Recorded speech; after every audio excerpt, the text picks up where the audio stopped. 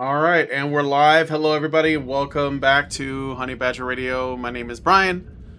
I'm here with Allison, and this is Yep. our cozy gaming stream where we will be playing some REPO and responding to an article.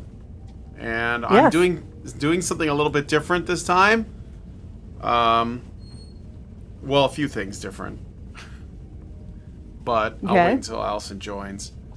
Yeah, because All right. Well, I'm in YouTube here. just added a new feature for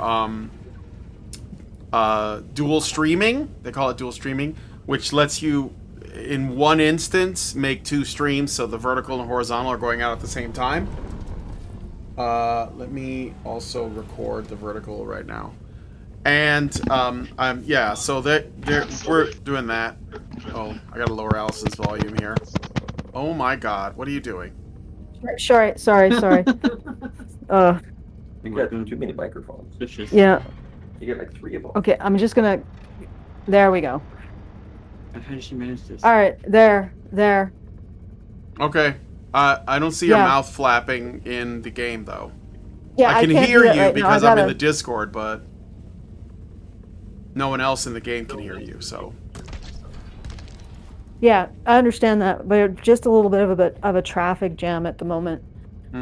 So I have to get this so that it goes through the headphones and not the TV, and that might take a little bit here. Sorry about that, guys.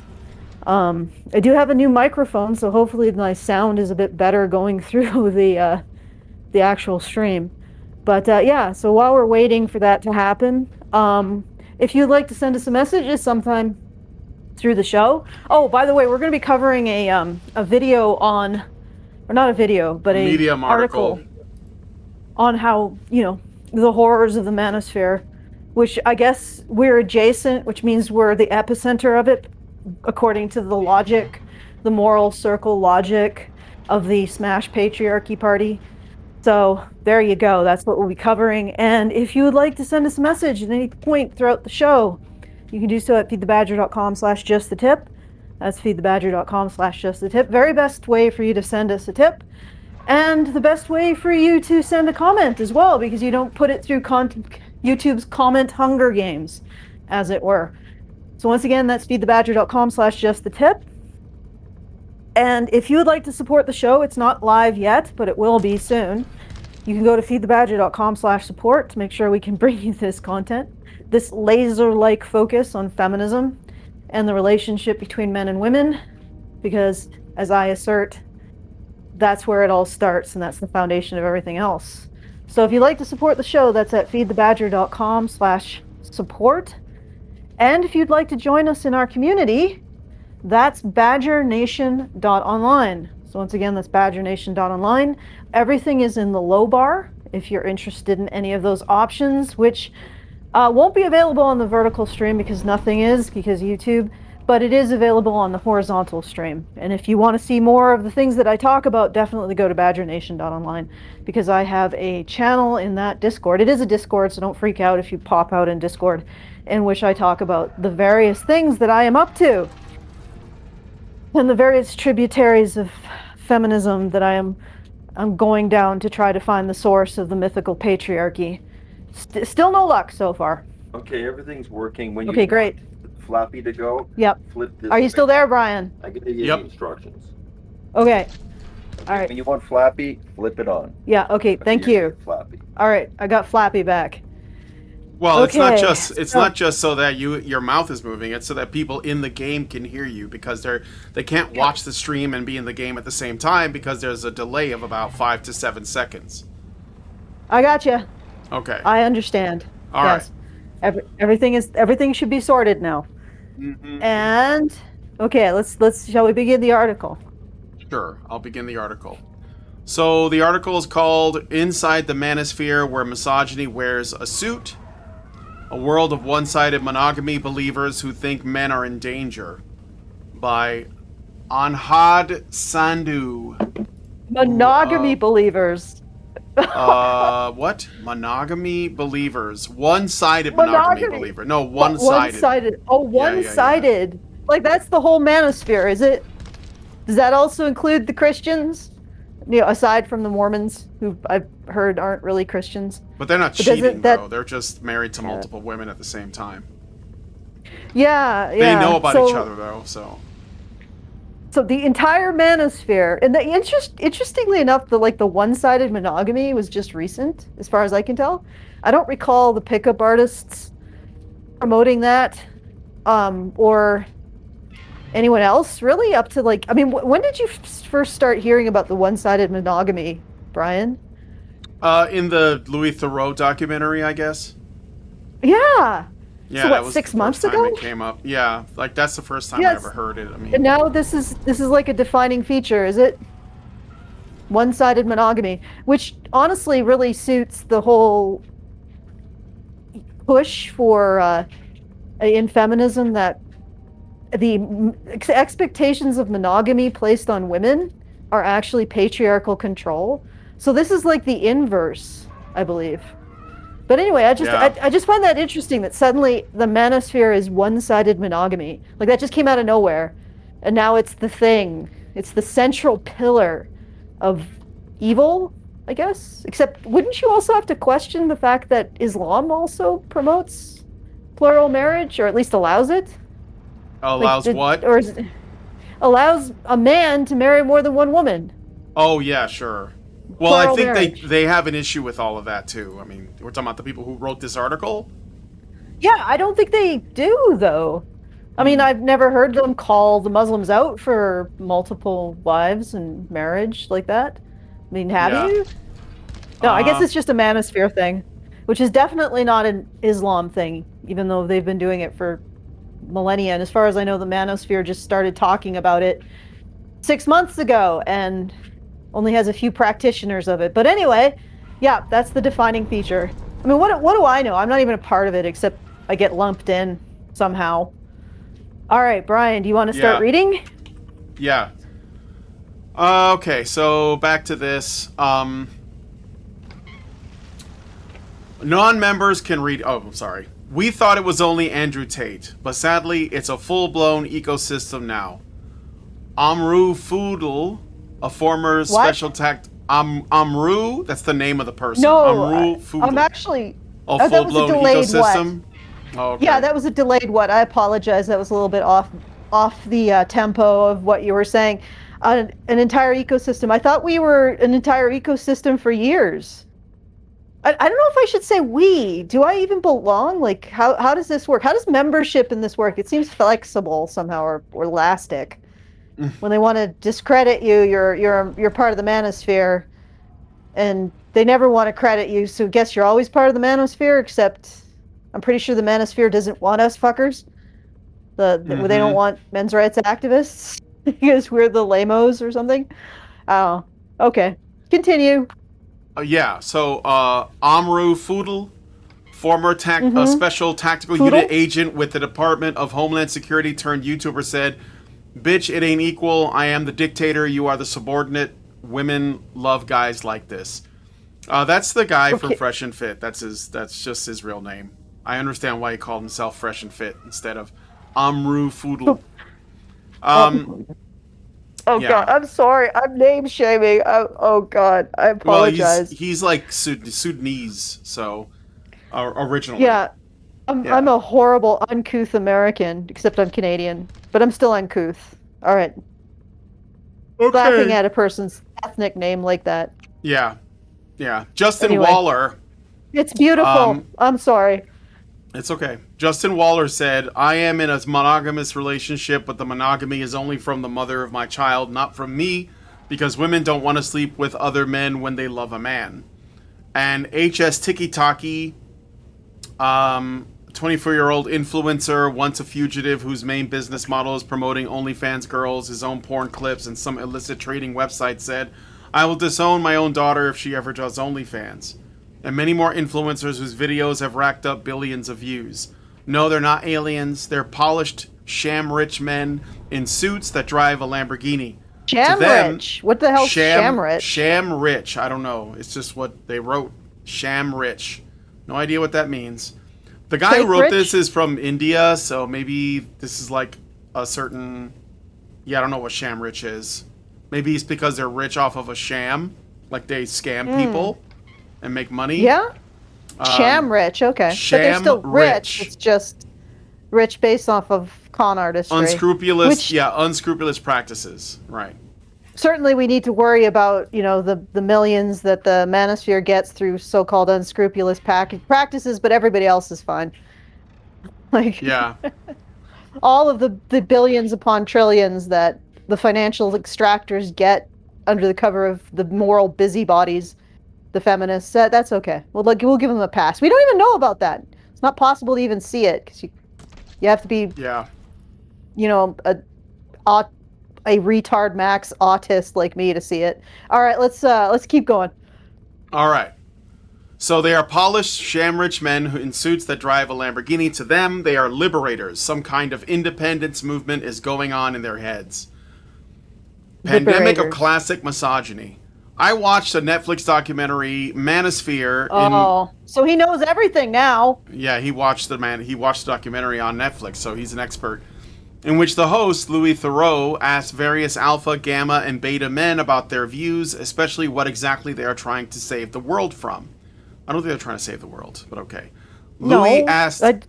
yeah, go ahead. What? No, they aren't trying to save the world. They're not even really trying to help other men, to be honest. No. They're just trying to essentially line their pockets. Get their bag. And... get their bag. Yep. So I mean, it's, but it's this. These are not exactly. I mean, if you're going to go after the voles in the pit of voles, these are hardly the largest. So yeah. Anyway, continue, Brian. Sorry for the interjection.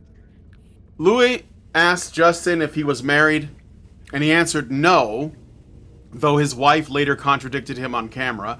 The main reason they don't admit their relationships is that they believe alpha males only love their work, should be promiscuous, but can't love a woman as it would threaten their egos.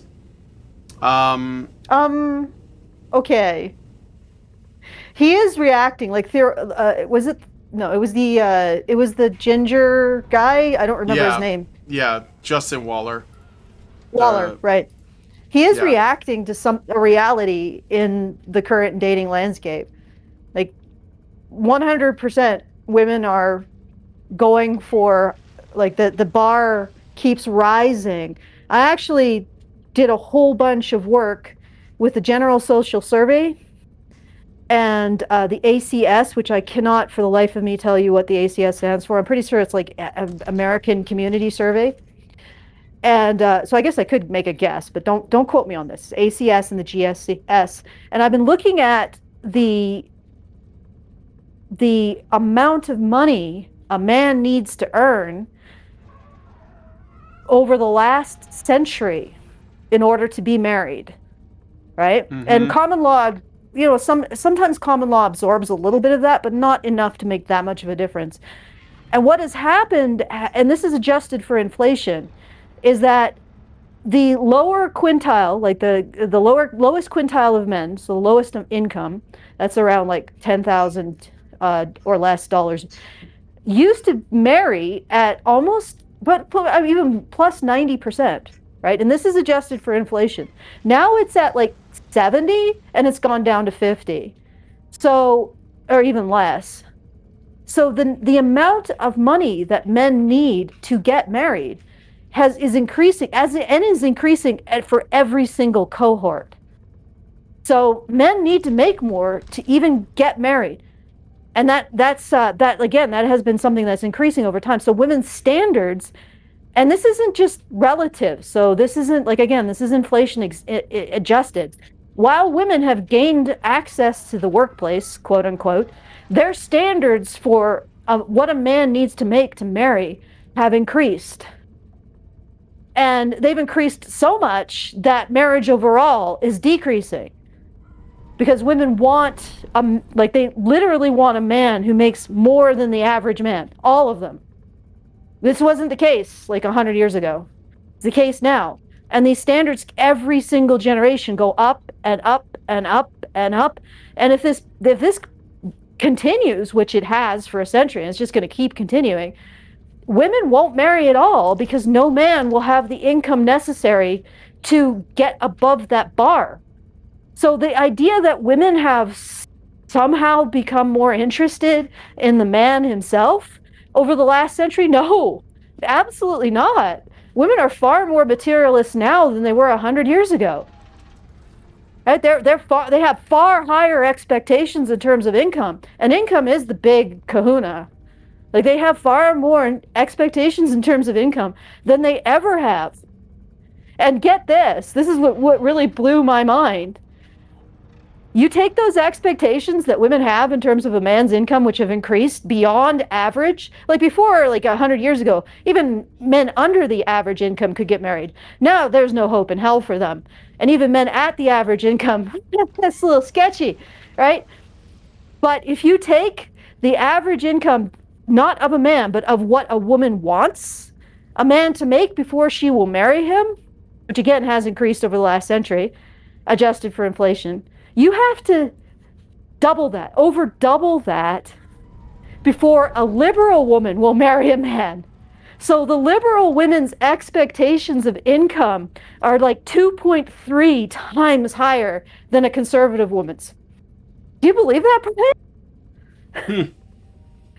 Like, yes. I mean, it's shocking, but not that shocking. If you're a liberal man, and this is controlled for like education, location, so urban versus rural, versus suburb, everything, as much as I could with the general social survey. If you're a liberal man, you better dig in deep, because you're going to have to make 2.3 times more than a conservative man to get married. Because liberal women, love you for who you are. Bullshit. Liberal women are the most mercenary, the most materialistic women in American society. Now, having said that, conservative women are actually the liberal women of 25 years ago. So what conservative women, which is also well above average, they don't want a man with just an average income, they want a man with well above average income. Well, conservative women are the liberal women from about 25 years ago. So they're going up too. All women are. And like I said, there's this progression is just keeps going over the years. So eventually women are going to be wanting men who are like well above like the top 5% of earning, if this keeps going. And it's basically destroying marriage. Literally, women's hypergamy is destroying marriage in the West. And I've said before that if men were able to meet women's income needs, well, first of all, it's all relative. So if men could get into the top quintile changes, of course. So it's always a moving target. But if men could do that, we'd need another 4 Earths to cover the amount of material goods those women would be buying. So it's like the hypergamy isn't just destroying marriage. It's like a freaking environmental holocaust in the making. It's like these women have put the continuation of our planet in the balance with actually having enough children, having enough marriages and enough children to continue the human race. That's a standard I don't think men really should, just be like, okay, we got to do this, guys. I think actually at this point we need to challenge what's ratcheting up this hypergamy in women. But to get back to Waller, I mean, he's reacting to this situation, right? And this situation is not only a situation in which his wife probably wouldn't be with him if he wasn't making as much as he does, but she probably also wouldn't be with him if he couldn't induce that sense of FOMO in her by dating other women, right? Because he's got to make her feel like she's got a prize, and that's a constant, treadmill he's on.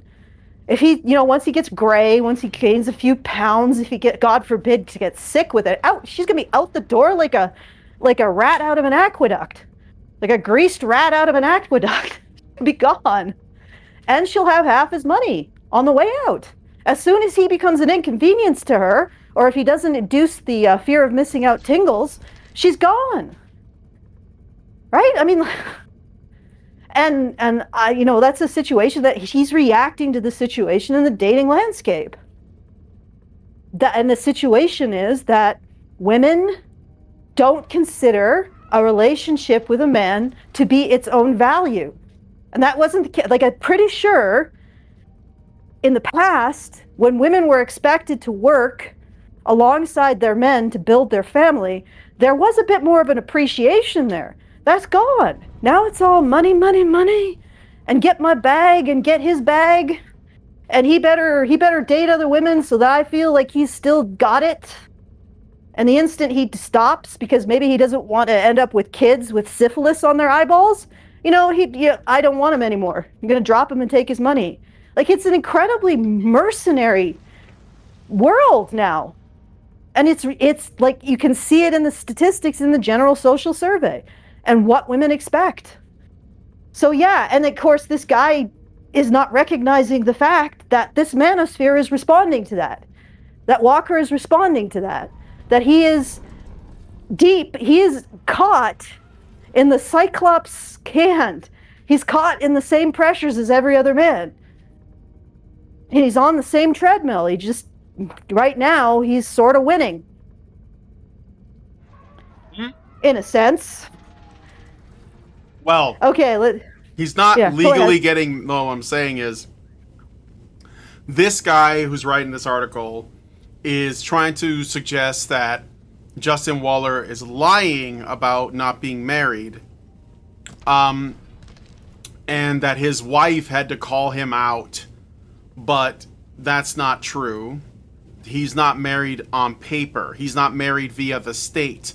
They have made a private decision to be together, but not involve the government, which is probably the smart thing to do. And of course, the author of this article and Louis Theroux, they don't seem to care. They think, oh no, you're a man. If you aren't a cheater, then you're married. And if you're married, then that means you have a marriage, like, on paper, which means the government can take half your shit if she decides that she doesn't like you anymore, or she wants to be free, or whatever the excuse is. So, Waller is like, look, I have a lot of criticism of him, but that's not one of them. That's a smart thing to do. So. Yeah, no, that's 100%. If he's not in a community property state, and if he, if she leaves him, she does not get a very sympathetic judge. Because that's not, like, the thing is that there are a lot of situations where men will get that kind of living with a woman somehow ends up, you're married to her. And of course, if he's had kids with her, there's always the child support, which can be substantial. So, he's probably, I guess he's lessened his potential liabilities, but they're still there. There's still the potential of child support. There's still the potential of a sympathetic judge. There's still the potential of a community property state. I don't know if she can actually file in a separate state, or if it's based on residence. I mean, this is not something men could do in Canada because we have common law after about 6 months. So yeah, remember to move out at the 6-month mark. But yeah, this is. But again, he's responding to something. He's responding not just to the legal situation that men are in which they bear all of the risks when a relationship goes south, when a marriage goes south. He's also dealing with the same kind of attitudes that women have today, which are very mercenary. And I would argue they are a direct result of feminism telling 2 generations of women that heterosexuality is the site of female oppression. So once you believe that about your relationship with a man, then the only category you have left to maximize is that you be oppressed by the best man you can get. And you have no real loyalty to him, because why would you? He's oppressing you. There's no relationship there. It's just whatever you can get out of him and how long he gives you the fear of missing out tingles. It's sort of depressing. Anyway, let's continue with the article, because I know we have a bit of a time constraint. Yep. So, but then he said he has kids whose number is unknown to him. At least that's what he's trying to portray. This was simply to show how many women he had sex with that he doesn't even remember. Are you sure this is not a characterization by this man? Because I don't remember that in the documentary. I think it did come up that, you know, because here's the thing, like, all the guys in that documentary, yeah, all the ones that were highlighted that were supposed Manosphere influencers, they are selling something. And they're constantly in salesman mode. So even when Louis Theroux was, like, trying to, like, you know, get them in a gotcha, corner them with some rhetoric or whatever, clever editing, whatever it was, they were just like, I'm going to use this to sell my product, which is essentially, you know, men's success, their access to women, whatever it is. And so Justin Waller did say something to the effect of, yeah, I might have kids out there somewhere, but I don't think it's something that he truly believes. I think it's something that makes him sound that much more, I guess, you know, alpha, whatever, so that dudes might be, like, willing to pay for his services. Now, that's what I think. We don't know for sure. We know that there were a couple of kids in the movie, but if there's other ones, we don't know. But I will say that, like I said, Fresh and Fit, Justin Waller, and HS Tiki-Taki are all selling something. And Louis Theroux and the guy who wrote this article and everybody who's reacted to it has essentially helped them sell it. And no one has asked the question, why does the market for this exist in the first place? Like, why? Like, what could these guys be selling that other people want? Why do they want what they're selling? You mean men? Yeah, men. Yeah. That's what I mean, yeah. Yeah, I don't, to be honest, I don't see how giving this man money is going to help any man do anything.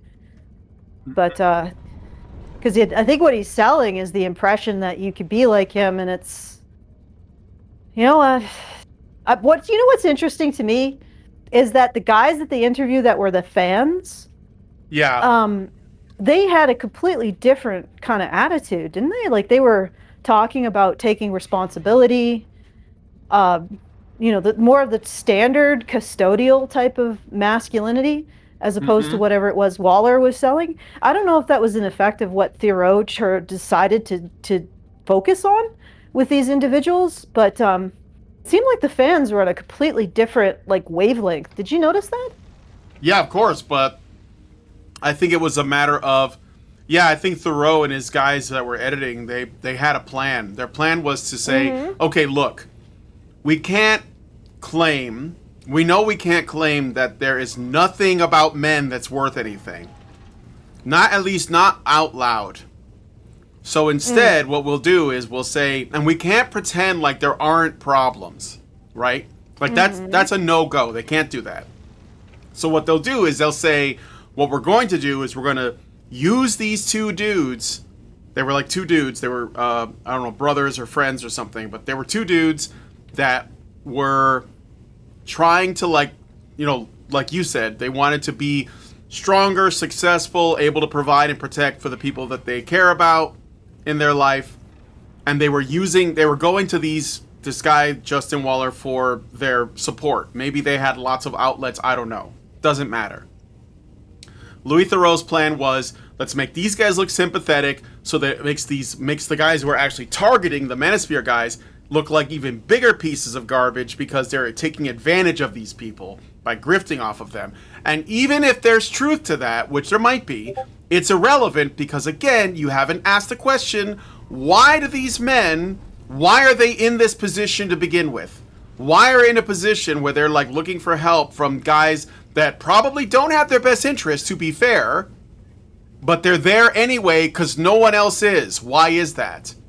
That's the question that the guy who wrote this article won't answer, what Louis Theroux won't answer, what no one in the media will answer, and they're just going to pretend like it doesn't exist, and instead, they're just going to say, the problem is the men who are offering something, even if it is, you know, bullshit, even if it is ultimately, like, self-serving, whatever. But they're not offering anything else. So, and they'll call those guys scumbags too if those guys are successful. If they manage to pull themselves out of that situation and they find themselves, you know, a family or whatever it is they're looking for, and maybe they want to, like, pay it forward and like offer their own advice at some point, start their own business to do that stuff, they'll go after them too, because at the end of the day, it's not about what those men need.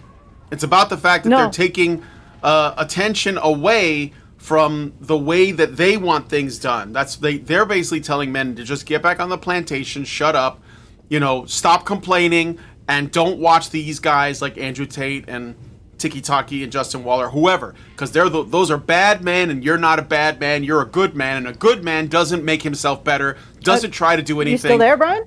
Yeah, I'm here. Can you not hear me? Oh, I think maybe I dropped out for a sec. Nope. All go right. Continue. No, that's it. I'm done, basically. Yeah, I'm just saying that, he doesn't offer anything. Because I'm looking at, for example, a recent Movember. By the way, guys, Movember is associated with the psychology of men and masculinities field. So the Movember people are, they're not your friends. I'll just put it that way.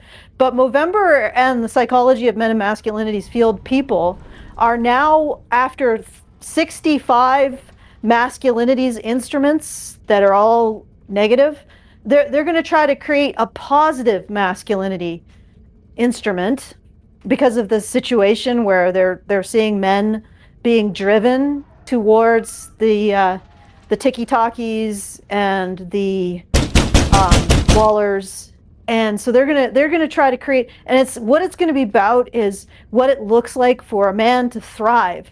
And I'm like thinking, right off the bat, you're really using that kind of relational web feminine phrasing. But what is it to thrive, Brian?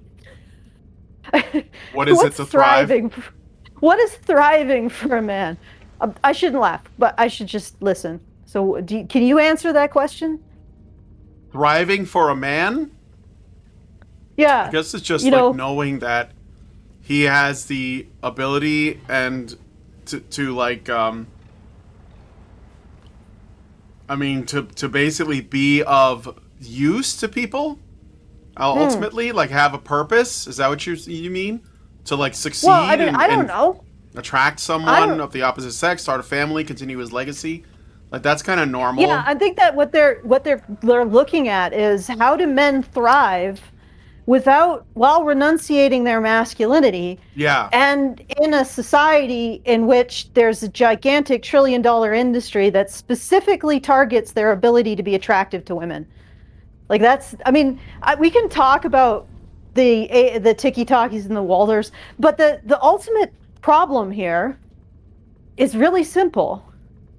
For the last 50 years, we've promoted a narrative in which we've essentially destroyed the worth that men bring to a relationship by virtue of being men, right? That entire narrative of men oppressing women, like that destroys men's worth as men in terms of relationships. I don't know if this is confusing to people, but once you do that, men have to earn more to get into a relationship, which means that more and more of them are priced out.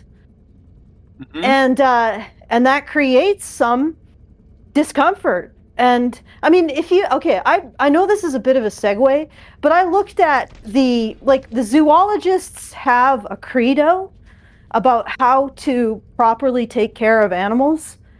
And one of the bullet points in their credo is that if an animal is a pair bonder, it should have access to mates and be able to live its life in its preferred arrangement and not be forced into some other arrangement by its handlers. And I'm like looking at this and I'm thinking, we treat animals better than men. And I'm not saying that men, this should be a situation where women are forced to be their partners. But again, we're literally our society literally has constructed a narrative that undermines men's mate value, which makes it impossible or near impossible for them to find partners. We don't have to continue to do that. I don't see that as part of anybody's human rights. There's some kind of thing written somewhere saying, oh yes, men must be destroyed as partners to women. They must be seen as the worst possible choice for a woman to make. That needs to happen because it's part of whatever ethical code. I don't see that. So why do we have to do it? And why do we have Yeah. to, like, what the obvious problems result from that? And you have an entire generations of disenfranchised men with no marriage prospects. Why do we have to be so baffled? And then why do we have to stigmatize everybody who points it out? And the other thing is, I don't think that the mainstream media really is that against the Walkers and the Tates and the Tiki-Talkies of the world, Brian. Waller. Wallers of the world. I don't think they're that against them because they don't really address the problem. They don't talk about it. No, those guys are good for them. That's why they make documentaries and write articles and even do say, interviews with them because these guys are good for them. They need them. They're wink, part wink. of the narrative. Wink, wink, nudge, nudge. Don't listen to Andrew Tate. Because the thing is, the real dangerous narrative is, why are we undermining men's reproductive and relationship value in the first place? Like, why are we doing that? Why don't we stop doing that? Maybe our birth rates will recover. You think? Like, possibly? I don't know. Stranger Things is the site of female oppression. Maybe heterosexuality will recover. Who knows? Okay, we should probably do a level or read more. Or you can continue to eat your supper. No, I'll read a little bit more and then we'll do a level. Okay. Well, it stems from the idea that men with more sexual partners are seen as a display of how desirable they are, while women in the same situation are blatantly labeled whores and sluts, because, according to their beliefs, these women somehow have disgraced their father's honor. What exactly is that honor? And how someone else's honor is placed in someone else's, especially women's, private parts remains an all-time mystery. Is it really the 21st century? I was first impressed by his status that he was flexing on in the documentary, and he usually does the same on his YouTube videos. But then, from sources, I got to know that most of these men in the Manosphere rent these things. They lie about their wealth just to lure teens by becoming the savior of mankind. They are probably those men who make money by following this crappy quote, "Fake it till you make it." His godfather, Andrew Tate, not literally his godfather, is not the only one now profiting from the dressed up misogyny in English. His minions monetize snide remarks about women gaining millions of Instagram followers. He then discussed his flashy life. I have a threesome with other women along with my wife. I am not a promoter of such a lifestyle. Seriously, man, don't bargain with patriarchy. Your whole career, if you want to call it a career, is actually based on one and only one thing: to satisfy the crappy, alone, jobless men who aren't in a relationship and could feel good about themselves and their wrongdoings by thinking at least they are better than women. And now, on Netflix, you say you are not a promoter. Wow. Wow. He's just really going out on that. Like, literally. And these are the people who are baffled. Why, what did he call them? The crappy, jobless men? Right? They're baffled why these crappy, jobless men are drawn to men that don't immediately punch them in the teeth. Yep. By insulting them. And incidentally, it's not just crappy, jobless men. It's men all the way up into like the third and fourth quintile of freaking income. Like, this problem is not just unemployed men. If anything, the Pookies and the Tyrones have a benefit here. This is the income quintiles from 1 to 4, right? It's particularly for liberal men. Liberal men are absolutely screwed. Like, the best thing a man can do for his potential of actually getting married, don't be a liberal. 100%. Just stop. Like, I know that they're probably not going to listen to me, but if you want to get married, just don't be on the left. Period. If you're a man. There's like a huge penalty. But the thing is that, so really what we're talking about is the unmarriageable men are left, which incidentally the surveys of incels tend to actually land on this as well. They are liberal men. They are men on the left. They are men who are in the lower 3 quadrants of income, which includes the average income guys. The average income isn't desirable. So we're not even talking about guys with no job. We're talking about guys who aren't in the upper middle class at least. Every man below upper middle class is screwed in this system. Like, it's crazy. And this is only getting worse. It's only marching higher. And these individuals, all they have for the people who are caught in this, the men who are caught in this, is, oh, you're just a crappy loser without a job. Get better hygiene. And a bunch of insults about their personalities. Like, yeah, isn't it a wonder? Right? And then they create this false dichotomy. Like, the only people that these guys can listen to are the Andrew Tates and the Wallers. Waller? It's Waller, right? Yes, Ryan? Justin Waller. Sorry, I was muted. Wallers. Yeah, Wallers, Tiki Talkies, and Andrew Tates.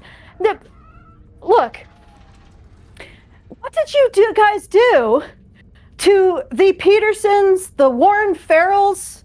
Right? What did you do to those guys? What did you do to the men's rights movement? Because you remember, we were the big thing, the big horrible boogeyman, before it became the Manosphere, as far as I remember. Maybe I'm wrong, maybe I'm nuts about this. And we were just talking about suicide, just talking about the problems with divorce, problems with male victims of sexual assault and domestic violence. Right? We were talking about all of that stuff. And we got slammed and deboosted and in the algorithm into silence almost.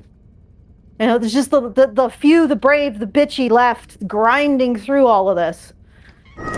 Right? So they have actually constructed this dichotomy. By they, I mean the mainstream media, and who they choose to point out. And then again, they're driving men to those people because of the last men standing, or seem to have any kind of viewership or attention or beloved by the algorithm. And then they drive them to it with their constant, this is the thing, like the psychology of men and masculinities. They literally say men need to renunciate their masculinity. They renunciate the things that they share with other men, right? Like, how can you expect men to want to go towards you if all you have for them is to renounce who they are? And that all of their problems come from the fact that they think they're men. And if they just occupied some neuter state of constant renunciation, somehow they won't be suicidal. Somehow their mental health will improve. Like, you guys are horrible people. Like, the person who wrote this is a horrible person. Thoreau is a horrible person. The psychology of men and masculinities, they're horrible people. Just freaking horrible. Now, apparently, Movember, the people behind Movember, also horrible. And they're being abusive towards a group of people and then shaming those people when they go away from them. When they're like, we don't want to be around you anymore. Right? We don't know where to go, but not with you. Okay. Yeah. Let's read some more. All right. I'm not shocked that such men exist, but I am shocked by the support they are gaining. A lot of people believe that men and women are equal partners in a relationship. That's not really true. You want to be a hero that saves the day, a person that creates life for them, better than any life they could ever have? Here, they refers to women, and he is under the illusion that men create a life for women, which they believe women are not capable of creating themselves. Or women would prefer men do all the heavy lifting for them, which I think is what it is ultimately. It's not that women can't do it, it's that they would rather men did it. Oh, I did get a super chat and a Rumble rant, so I should read it. Okay. Richard Bier gave us $5 and said, so YouTube is inserting ads into the live stream. Since you're not getting paid for the inserted ads, you need to adjust that setting. Well, I did. I don't know why it set it up to monetize it, but it's fine now.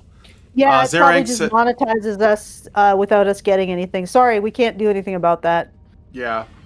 Well, I switched it. It was on for some reason. I normally turn it off. Xerax gives us $2 and says animals are treated better than men and infants. Thank you. Okay. During filming, one of his paid supporters, this is what I feel, so they don't know this for sure, they're just saying this is what they think, said hi to him in the documentary, which he most likely hired to showcase the fan kingdom he had built through his notoriety. So now this guy's saying those supporters, those guys that we just talked about, those two guys, they weren't real. They were paid to be in the movie, to pretend to be one of his hangers-on. So that's what this guy thinks about men who... and by the way, this is a man too. I wanted to bring this up. It could be... Now bear with me. This is like just a theory. It could be that he used to be maybe a paying customer.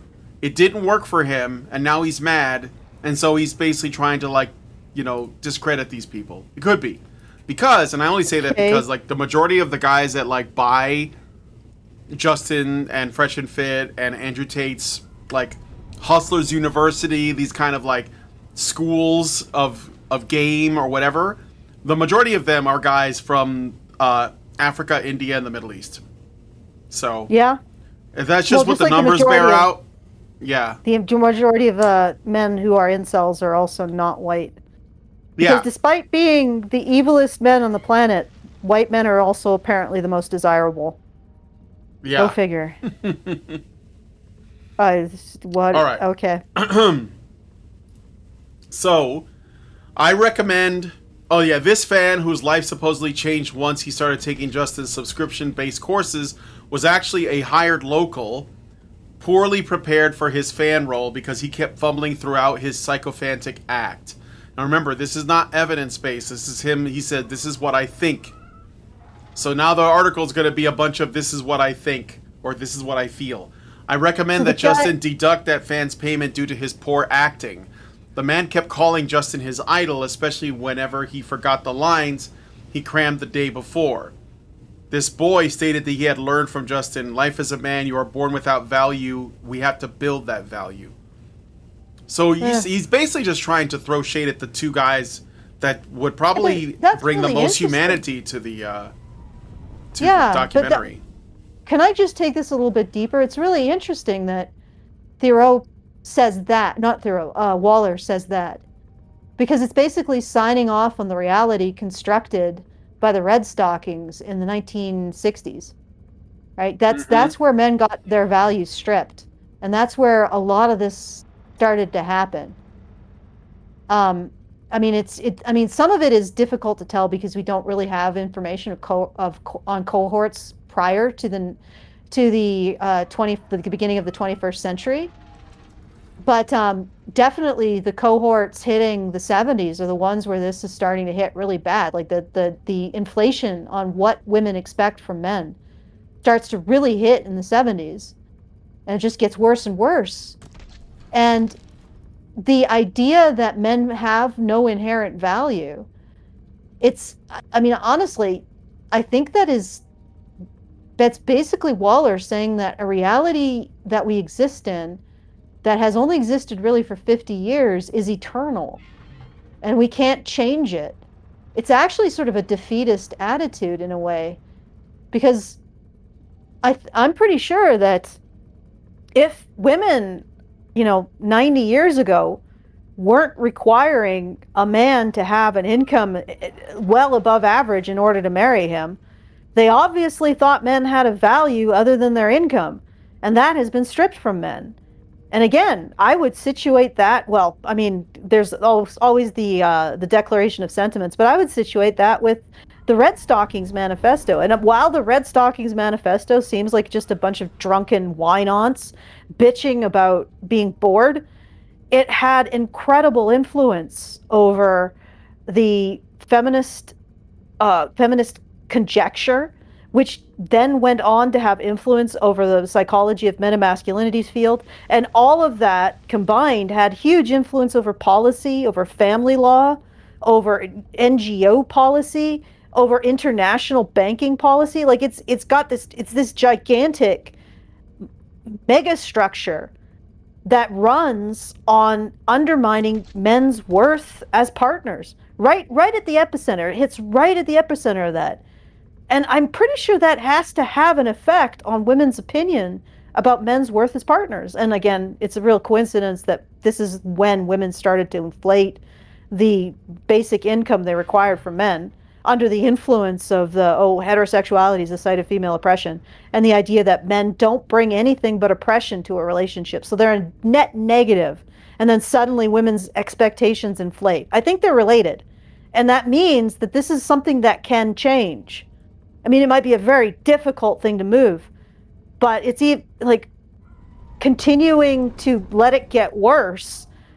I mean, really, if it gets worse, even a man like Waller in like 20 years won't be able to pay for a woman. You be a multimillionaire and women won't be interested. Right? That's because it's getting worse. Even Waller will be priced out. Even Fresh and Fit will be priced out. Like, even these guys will be priced out because this is getting worse.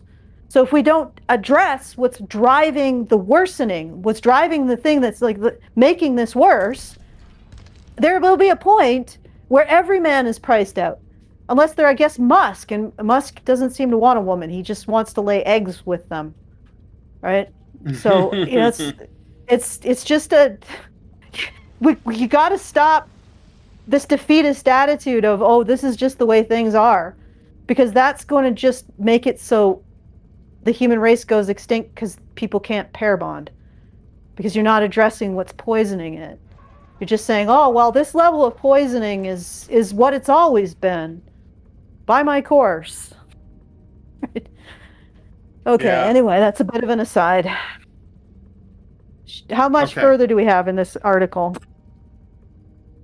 Quite a bit. Yeah. Okay, well, just Let read. me just I'll shut get up. through one more section and then we'll start, okay?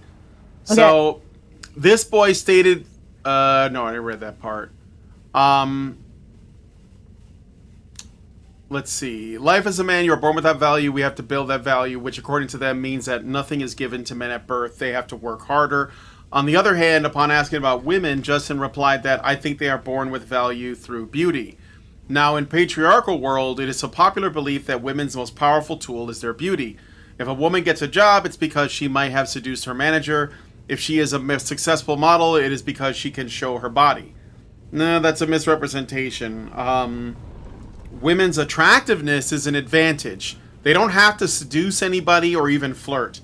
Just being attractive is good for you, for your career, for your life. And it's good for men too, but I think women benefit more. Like, you can have the shittiest opinions, but if you look good enough, you can make a YouTube channel and hit 1 billion subs if you're a woman. It's an interesting kind of intersection. I don't think actually women's attractiveness, judging from the statistics I've seen, attractive men actually get more of a benefit in terms of income. But here's the thing. Women's attractiveness benefit doesn't come through their income. It comes through the men's income that they marry. So, for sure. There you go. But my point is that he's saying, like Sav Cannon, for sure. Okay. He says that, I'll just finish this. Though, you know what? Before you finish it, I just want to say something. There are people who are watching who are just watching for the article. So let's try to just finish the whole thing. Then we'll start a level. Okay. Even if we can only get one level in. All right. So Justin replied that I think they are born with value through beauty. Now, in a patriarchal world, it is a popular belief that women's most powerful tool is their beauty. Right. So, though unfortunately, many women propagate this thinking too, believing that they need to be beautiful or that beauty is their asset. But in reality, it demeans and destroys the lives of many other women who do not fit conventional standards of beauty. Rather than feeling confident about their achievement, they start judging themselves based on men's reactions. What is the discrimination against men? These men think they should be credited more for maintaining a balance in a world they believe some became unbalanced after the revolution called feminism. Credited more by whom? Credited by women, I guess. I mean, what else could it be? Well, I mean, honestly, they're being credited by women. They have women around them. Yes. Which I doubt this Medium article writer does. But continue, Brian. All right. And they have a medicine for it, which is called the red pill, which they believe to be a necessary antidote for counterbalance feminism. Now, this red pill is nothing but their subscriptions-based courses, access to porn sites, and to obscene videos they shoot with OnlyFans creators whom they claim to dislike. Men built and invented society. He's quoting more Justin Waller comments.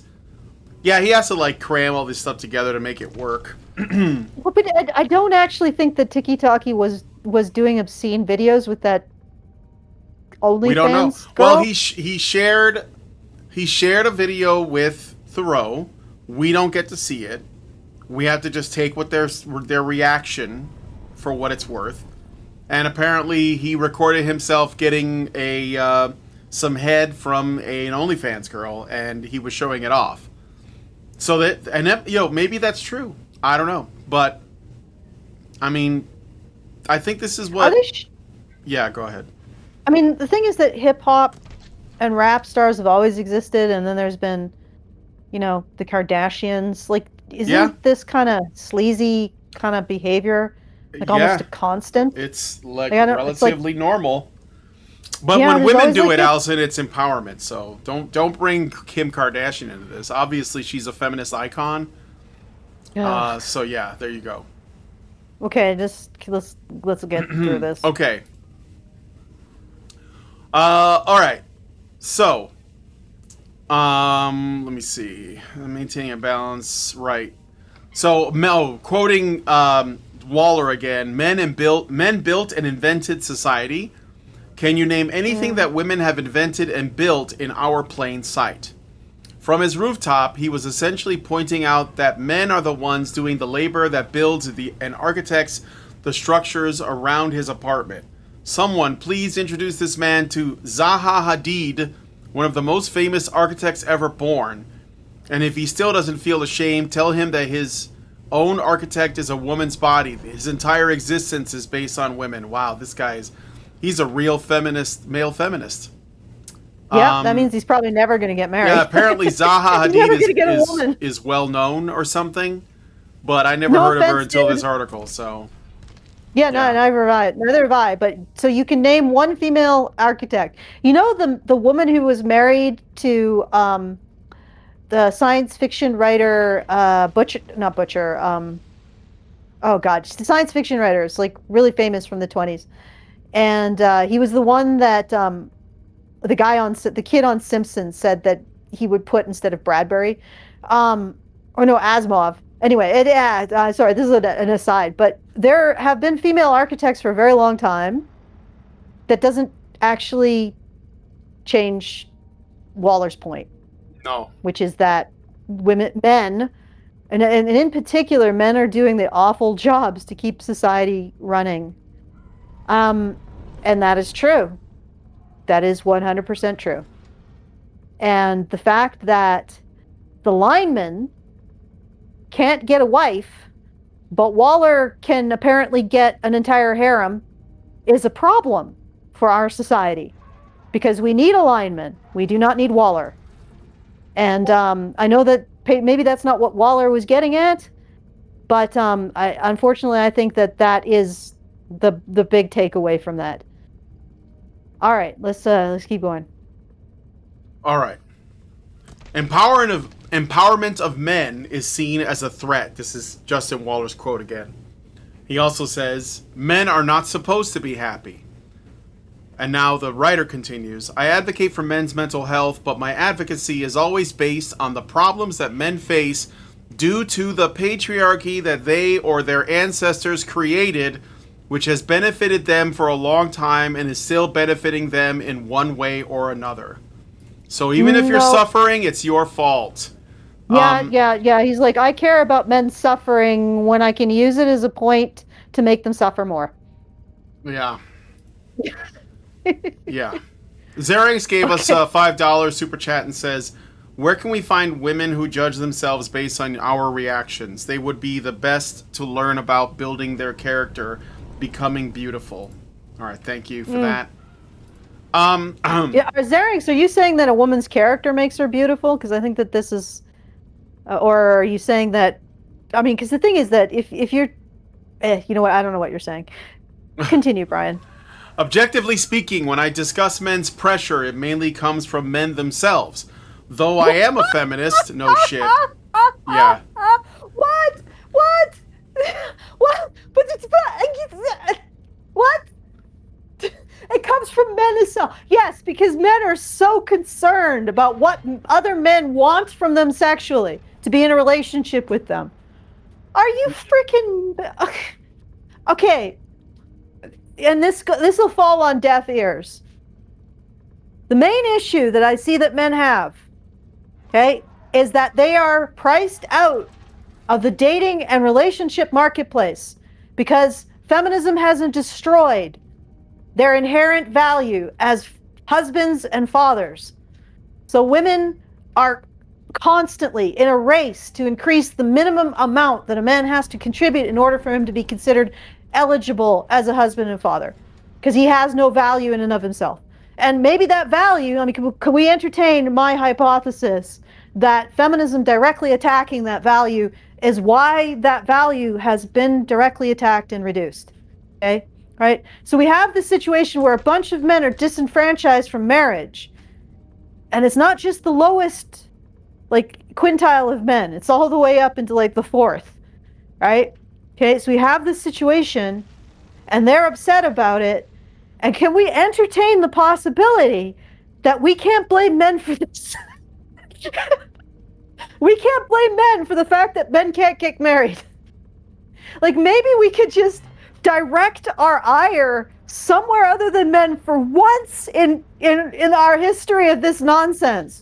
Like, just once. Like, can we just It's a wild stop? idea, Like, Alison. I don't know. It's wild. it's bold. I know. It's bold. Maybe that what the pressure that's being placed on men to get married in order that they can become marriageable is not being placed by other men, right? So when a man says, I can't get a date, I can't get a girlfriend, I can't get a wife, maybe the pressure that's causing this problem isn't coming from other men. Yeah, maybe. It's a wild concept. Oh my possible. God! I know. This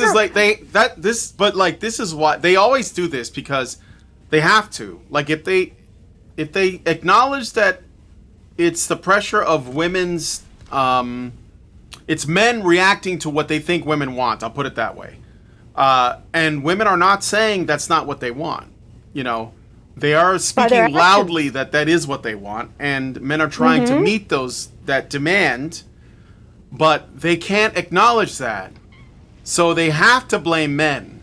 They have to. They can't do it another way.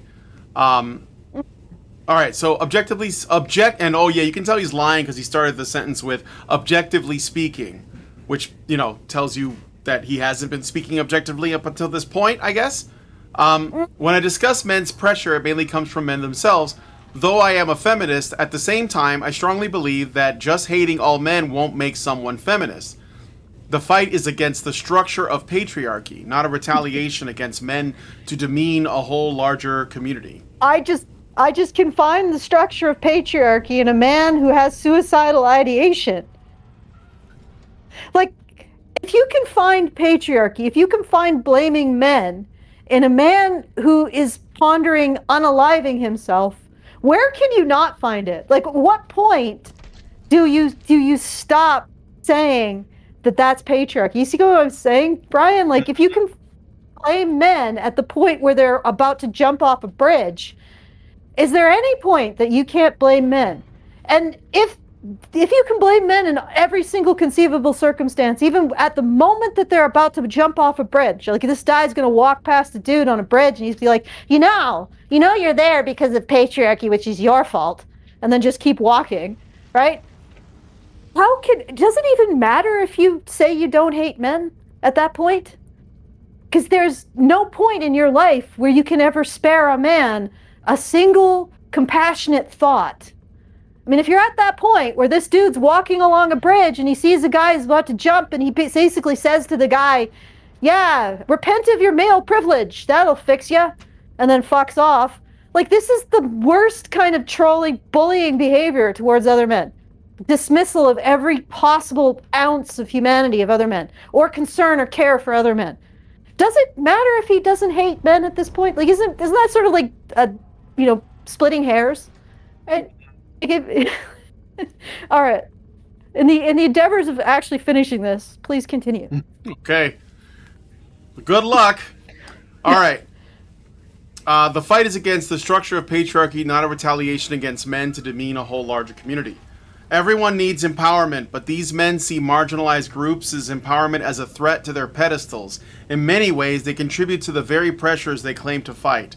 Oh, now we've reversed it and we're blaming them for that now. The most shocking part for me was his wife's interview, where she said, quote, "They have lanes. My lane is cooking, diapers, and his lane is providing that money stuff.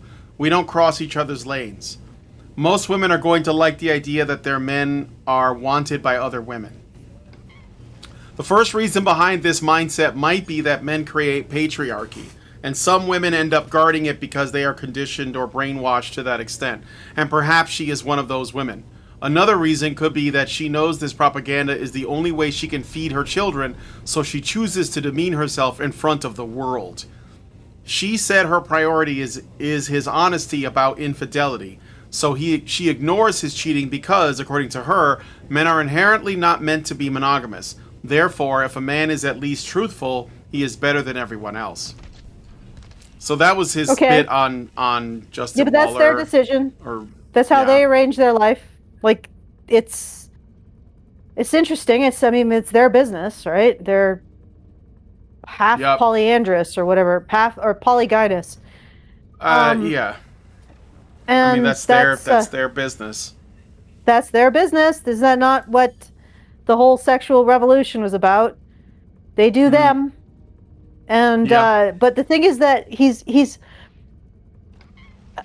I don't, because he refuses to see the influence of women's expectations and choices.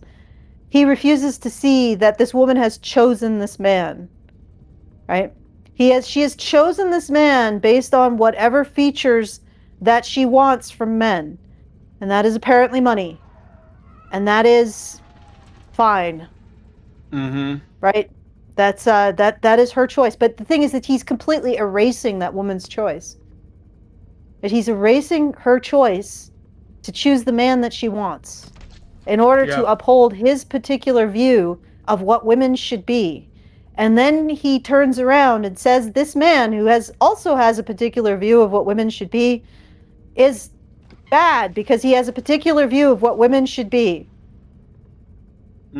Okay, then. Yeah. All right. That's just a very strange funhouse mirror argument you've got there. Okay. How much more do we have? I think we're about halfway through. So, a famous cat without a... Yeah, well... Oh my... A famous cat without a tail. Amru Foodie. That's Fresh from Fresh and Fit, or Fit, I'm not sure which. You are literally born with a vagina and titties. And so that's why you are born with value. This was a scurrilous attempt to bolster his fragile male ego by mocking someone at a conference, possibly organized by people cruel enough to invite him. So again, he's got to make a lot of assumptions here. And look, despite the language being a bit crass, he's not wrong, unfortunately. Women do have value by default, and men do not. They have to earn it. I mean, is this guy going to write an article about how Chris Rock said the exact same thing? No. Is he? No, of course not. Because Chris Rock is somebody we're supposed to like, you know. And also, why does he say these guys don't care about marginalized people when he's talking about like people of different races?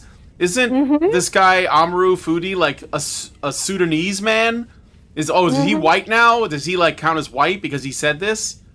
You guys are ridiculous. Well, Brian, you know that the Sudanese are the white men. Well, if they're men, then it's a very short trip. If there any man of any race is basically like, you know, a hair's breadth away from being a white guy. Any man of any race. White men.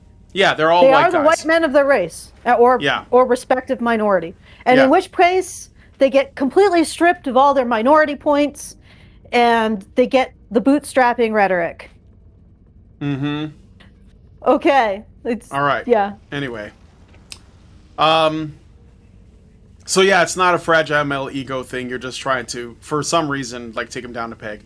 Someone please tell these clusterfuck guys who actually put that value on those titties and vaginas. A woman doesn't walk around with a vagina in her hand for sale. It's your gaze, your lust, your constant objectification, which you have no control over, which makes it a commodity. And when some women start exploiting your weakness, you begin whining about all this. So now it's men's fault that women have sexual power. Okay, let me just point something out. We're in a very crass register right now. But women also have value as relationship partners. Right? We're talking about vagina and tits and selling it. Well, but women also don't need to earn value to be wives. Right? To be a companion for a husband, for a man. Okay, so and that means like social companionship, presumably of some sort, emotional companionship. Men value women as companions. They value them as like having emotions, or even promoting positive emotions in women. They value women as people. Like, you see what I'm saying, Brian? We're at like the tits and the vagina, and I'm like, well, but men also marry women, right? They're like, I'm going to make a commitment to being your companion for the rest of my life. And for men, that often is very exclusive. Like they're making a very exclusive emotional commitment to a woman when they marry her, because it's men who tend to, lose touch with their friendship group, which is not good. Men shouldn't do that, but they tend to do that. And it's actually something that's predictable from vasopressin. Vasopressin is very target specific in its affection. So men are going to be like exclusively, like they choose a woman, that woman becomes their exclusive companion. What does this guy think that means? It means that man values her emotions, usually values some aspect of her opinion and her activities beyond the tits and vagina. Right? So men value women as wives, as potential wives. And so it's much more than just sexual objects here. Okay? And they minimize and degrade the value that men place on women by putting it in this crass register. And also saying that somehow it's because when men value women's opinions and their emotions, somehow that's female labor, that men owe even more to women. Well, okay, so my ultimate point is that men value women as companions too, obviously, because they want to marry them. If this value that men give women by virtue of women just existing is a problem, there's another way we could go. Like the asymmetry here, we could value men, ladies. Like if you're like, the value that men put in women as companions, it's just so despicable. I mean, the value, they're responsible for the value, and it's just object. Well, why don't you value men? Why don't you value a man as a companion? Huh? Like, why don't you value a man sexually, emotionally, socially, for other things other than money? You could do that, ladies. And then both sexes are valuing each other. And there's no value asymmetry that you can complain about and blame on men. Such a simple solution, yet nobody thinks of it. Okay, let's keep going. All right. So, let's see. I don't think women should vote. This is quoting Myron. I don't think women should vote, nor do I think women should be in law or enforcement agencies. It's monogamous on her end and open on my end. She packs my fucking condoms when I travel. I dictate when I put my dick into you, bitch, and then you dictate when the sandwiches come to my dictation. Come by my dictation. So these are all things that he has said. This is the thinking of a macho man who claimed to love women, but not as human beings, rather than as objects. Yeah. It's transactional. But, you know, when he becomes somebody that she no longer wants to transact with, she leaves. There you go. That's the end of it. Yeah. I mean, this isn't, like, honestly, this isn't behavior that's going to elicit loyalty. But them's the rules that they're living by. So, continue, Brian. And Yeah. again, you said that a lot of this is probably sales pitch stuff. Oh, I mean, like, yeah, I mean, if he's in front of the cameras, he's got, essentially, like I said, they're selling an image. They've already been doing it. Even if they don't actually believe the shit that they have said, they have to say it now. Maybe they do. I don't know. I have my doubts, though. I think that it's mostly, like, played up. It's like WWE shit for sales. And I think that when people like this guy react to them, like, take them literally, and they use it to, like, debunk them and tear them down, they're basically just participating in shit flinging for no reason. Like, I don't think that it's productive at all, but it's okay. It's for his blog. He'll get some likes. He'll get a bunch of women saying, "Oh, you're one of the good ones." That's what he's trying to do. So anyway, But not marriage. Like, no, they won't marry him. This No. is the problem. Like, this Waller is well, he's in some kind of relationship. So obviously his behavior does not preclude that, and it probably doesn't preclude that because he makes a lot of money. And he's reacting to a world in which women are incredibly mercenary. Right? Yep. So when you ignore that fact, like, I honestly, do you think that I have never heard this kind of an exchange being considered something like a traditional Christian relationship? Right? No. Like, him stepping out on her? No. Him acting in this kind of disrespectful manner? No. Right? But this is what's interesting, is that they're looking at this, which is crass and disrespectful, but it's on both parties, right? Because with Christian relationships, it's for better or for worse, for poorer and for health, sickness and health. And women don't live up to that anymore. They walk out when the money dries up. She'll walk out when the money dries up. So why should he have respect for her? Right? Why should he? Yep. Why should he treat her like the mother of his child and his wife, and not his baby mama? Like, these are the rules that are set by the modern dating landscape, which are themselves set by the expectations of women. But none of this is traditional. I mean, and I don't even mean like traditional, like 50s traditional. None of this is traditional. None of this is a traditional Christian relationship. And so this isn't patriarchy, guys. This isn't the thing that the Red Stockings were arguing about. This is some new thing that is a result of feminism poisoning the relationship between men and women, right? She gets him his sandwiches, she sucks his dick, she packs his condoms, and when he doesn't have the money to pay for her, she leaves with the kids. That's the deal. Yep. I mean, it's crass, it's debased, but it's not. Waller didn't debase and make this whole situation crass. The Red Stockings did. The Declaration of Sentiments did. That's the moment where everything started to descend into hell. Waller's just living in it, and apparently thinks that that's the only world that exists, even though you can actually read about another world. The time before the witches ruled. Okay, let's keep going. All right.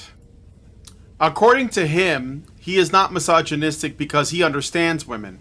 Since he understands women, he believes he knows better than they do what is best for them, which is exactly the time when they want his dick in. He is one of the most famous so-called revolutionaries for bringing back old ideas that men are superior and should have multiple wives. What? Stop fucking this man, ladies, if you don't find him attractive. But they do, and they will. But they do, and they will. But then he's already blamed. He already said that when they do, that's just them trying to survive under patriarchy. So they don't really want to, but they're going to anyway because they have to like grin and bear it. That's what he would say, anyways. Is this what liberal men tell themselves when other men get married and they don't? I don't know, Alison. I'm not one of those Just guys. it's just this is just patriarchy. They're just oh good lord. Mm-hmm. All Okay. right. So he does this through a podcast where he invites some OnlyFans girls and local creators, asks them questions they are either paid not to answer or paid to act dumb, and then humiliates them live on his show. This is all done to prove why women need men to tell them what to do. Millions of fans watch and unfortunately relish it. Again, he's making a bunch of assertions with no evidence. He's saying that he's paying all these people off. You can say you don't like the guy, but you'd have to demonstrate that there's like a scam going on. So a large portion of their... Yeah, go ahead. It's not a matter of disliking him. It's just a matter of seeing what he's caught in. You know, and seeing the Matrix, perhaps. Sure. And the thing is that this is men reacting to women making the relationship between men and women into something horrible and debased. Like you ladies, you decided to buy into the whole heterosexuality is the site of female oppression. You cannot make the relationship between men and women more based. No, I don't want based. Debased, not based. The opposite of based, debased. Than that. So the first punch thrown was thrown by women. It was thrown by feminism. And Waller is just what remains when men decide to match your energy, ladies. Mm-hmm. Let me say that again without the fumble. Waller is what remains when men decide to match your energy, ladies. I still fumbled it. Yeah, that's okay. We think we get it. A large portion of their audience appears to be young men and teenage boys. They claim that through their unruly campaigns, they are making men men again by promoting recalcitrance because Jews are trying to make men into something else to control the world through the introduction of feminism and homosexuality. Again, he's conflating a bunch of stuff. Like, I think HS Tiki Taki said something about Jews, but no one else did. So, you know, at least in the documentary. I mean, I don't know what they've done in their own time or whatever. And that's irrelevant. Again, it's irrelevant. He said his wife understands that in the future he will have multiple wives, though her sullen reaction in the documentary to his aversive statement told a different story. So, again, I want to point out, this is him talking about Myron Gaines of Fresh and Fit. And Myron Gaines, after the documentary was released a whole bunch of footage that he recorded on his end to show that Louis Theroux was like deceptively editing interactions between himself and his girlfriend, and between himself and Myron Gaines' girlfriend. Or, yeah, I think it's his girlfriend or fiance or something. I don't know. So I can't take any of this seriously at all because we already know that Louis Theroux lied in the documentary. So, why are these men showing their women validation for their perversions in the media? Maybe to make other girls and men who are not their supporters believe that women also want this. Okay? Well, they're free to stop dating these men at any time. Yeah. But the truth is that, based on my general social survey, my analysis, it is income that women are seeking. Yeah. That's it. Like, yeah, probably also the other stuff, 6-pack, 6 foot, etc. But in particular, it is income that determines whether or not a man gets married. These guys have a lot of income. So everything else doesn't matter. And again, if you want to supposedly become a man who is a good man, according to liberals, you're going to have to pay a tax when it comes to your income. You're going to have to earn 2.3 times more than a conservative man, or a moderate even.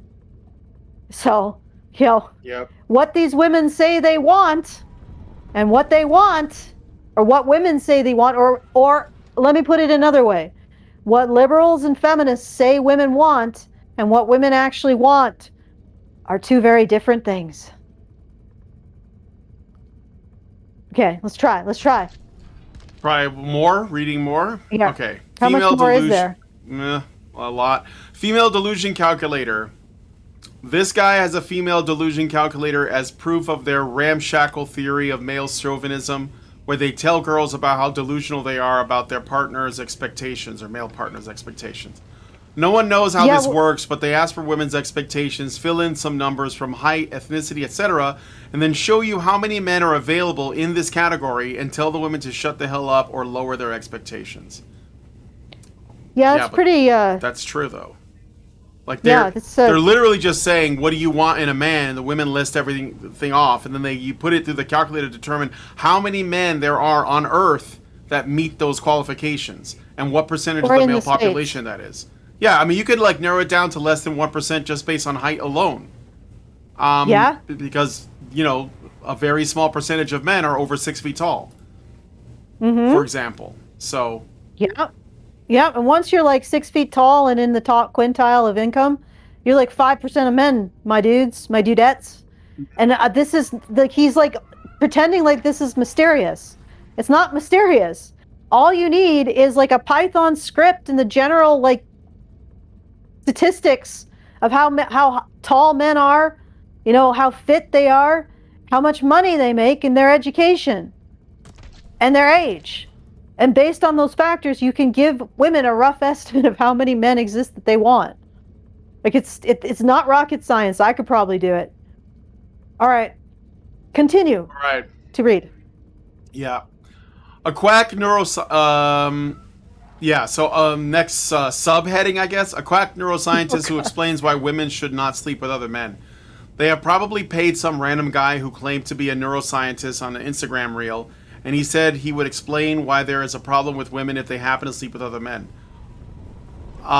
Warning, you will be befuddled after reading this fallacy. Quote, study shows that women absorb and retain the DNA of every man they have been with via sperm. Yeah, this is ridiculous. Yeah, it's junk science, right? This foreign DNA has been found in the brain, organs, and reproductive systems. Nobody ever talks about the consequences. Ever wonder why some kids resemble an ex more than their father? This is usually why. The more men a woman has been with, the higher the risk of negative mutations in her future children. This is a viral Instagram reel where microchimerism has been wrongly used by those who misuse the right to free speech. Oh, misusing the right to free speech? Fuck off. Which these people are citing as a source of credibility to prove why one-sided monogamy is justifiable. This inane claim is scientifically false and widely debunked. Now you will say, so what? No one is that dumb to trust this. Seriously, have you forgotten history? Do I need to remind you about World War II? Oh no, the World War II. We're invoking it again. The war to end all wars. What do you think? Yeah, go ahead. I drifted off a bit, and when I returned, we were on World War II. Yeah, it's world. This has to do with Well, we're going to get to it, I think. What do you think a teenage boy, his mind still like wax, learns from this? He spends most of his time on his phone, watching their vlogs, their flashy lives, women dancing around them while they preach traditional values and remain vindictive towards subaltern groups. Will he ever see the other side? The one we try to write about in books or on Medium, especially in the age of social media? For many kids, these men are their idols. So he's saying it doesn't matter, they'll believe it because they're dumb and I'm not, and I'm smart but nobody's reading my blog. It's so sad. Those poor kids. Well, I don't know what World War II has to do with it, by the way. He didn't really come... What does it matter? He didn't really bring it back to that. Yeah, it's just like you're going to drop World War II in and then don't tie it to anything. That's a little... Don't invoke World War II unless you just have a point say, to make reminds me about of World War II. Get it, guys? Reminds me of Germany in the early 20th century. You guys know what I'm getting at, right? You know what I'm getting at, right? You know what I'm getting at, right? Yeah, these guys are basically that. Yeah, microchimerism. Microchimerism. But what does this change about anything? It's not like these guys who believe in microchimerism are going to... Like, it's not going to change their... They're still not going to have partners. Right? Because, you know, the the level of income women expect is insane. Yep. So, like, so what if they believe that the women aren't choosing them are full of genetic parasites because they've had sex with lots of men? What is, that's okay. And also, this is just ridiculous junk science. These are urban legends. Like, we had them in the 80s and the 90s. They weren't memes, but they were commonly misunderstood things. Right? So this is what? It's wrong. The end. Let's move on. Like, what kind of ultimate point is he making from this? And is it justified? Why are we here? What are we doing? How did World War II come up in conversation I don't know. here? I think he was just trying to scare people. Okay, all right, let's all right, unhealed trauma they are reflecting onto the world. The main reason behind trauma, which is their fault because of patriarchy, Yes, of course it is, because they're not dealing with it right. The main reason behind this misogyny, as many say, could be that their moms hugged them less or that their fathers were indignant, as one could conclude from the reminiscences of their childhood shared by them through obscured motivational stories. Did he write indignant or indifferent? Indignant. What? Yeah, he said indignant, yeah. This is so... He's proposing a... What is it? That word that is... I cannot freaking get out of my head. A epidemic of indignant fathers. Does this epidemic of indignant fathers... indignant meaning scornful. Particularly piquant letters to the editor. All these indignant fathers were causing patriarchal trauma. Are we close to the end? Yeah, I think so. I'm trying to get there. The main reason behind this misogyny, as many say, could be that their moms hugged them less or that their fathers were indignant, as one could conclude from the reminiscences of their childhood shared by them through obscured motivational stories. But no, it is an easy way to avoid accountability driven by insecurity because they know they can't compete in a market. When women come into the picture, they feel more dwarfed, so they reflect their self-vindictiveness by resenting women. It might sound ludicrous to you all, but it's an alarming situation.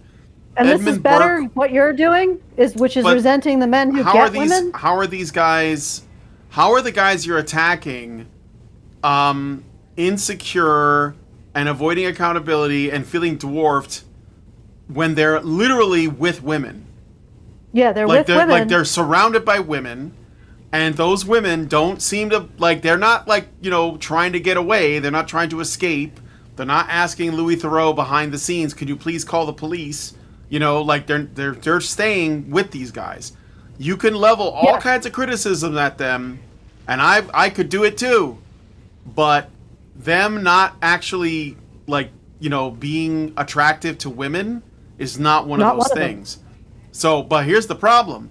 You, who wrote this article, cannot face that reality. You cannot understand that there are women who would choose this, and it's not because of patriarchy, and it's not because they're under the heel of these men, and it's not because they're living in fear.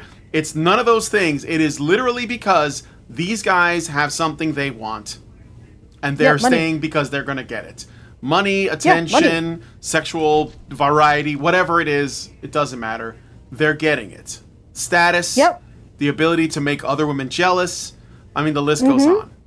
So this guy won't reckon with that at all under any circumstances.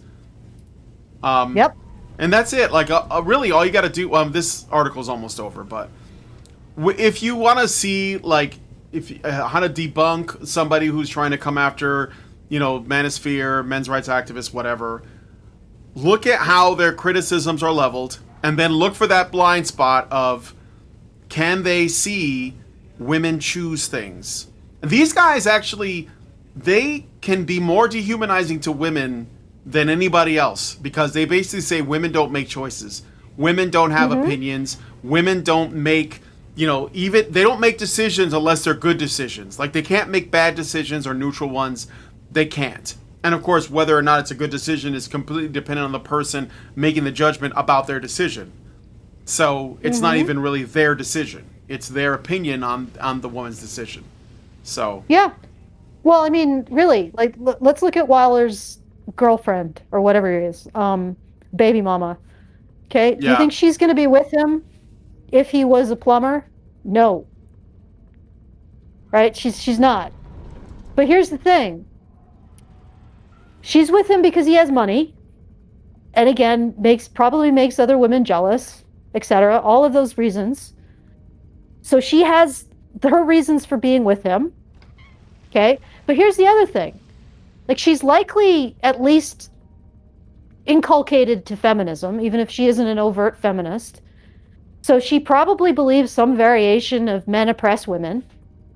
So, and I'm not saying Waller necessarily treats her badly, but let's say he did.